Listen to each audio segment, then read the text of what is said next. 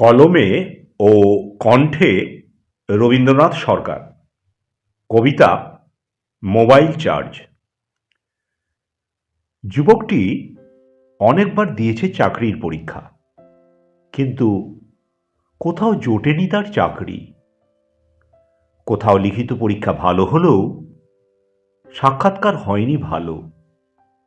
আবার কোথাও লিখিত পরীক্ষায় নম্বর পেয়েছে কাট অফ মার্ক থেকে কিছুটা বেশি, তবে সাক্ষাৎকার হয়েছে ভালো। কিন্তু দুটো নম্বর একযোগে নাম হয়েছে তালিকার শেষের দিকে, ফলে হয়নি তার চাকরি। এবার লিখিত পরীক্ষা হয়েছে ভালো, আজ তার সাক্ষাৎকার।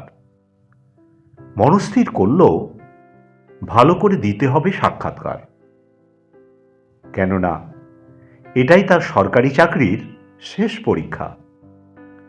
তারপর পেরিয়ে যাবে বয়স। বাড়ি থেকে বেরানোর আগে মোবাইলটা বসানো হলো চার্জে। নিজে নিতে লাগলো যাওয়ার প্রস্তুতি। এমন সময় বেজে উঠল মোবাইল ফোন। চার্জে থাকা অবস্থায় বলতে লাগলো কথা। হঠাৎ প্রচণ্ড জোর শব্দে মোবাইলে বিস্ফোরণ।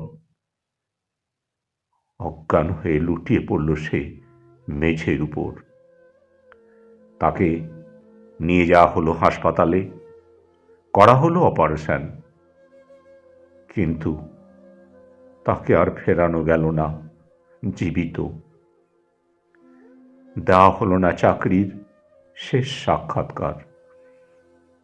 জীবনে চাকরি করার স্বাদ অপূর্ণ রেখে সেই তরতাজা যুবকটি চলে গেল না ফেরার দেশে।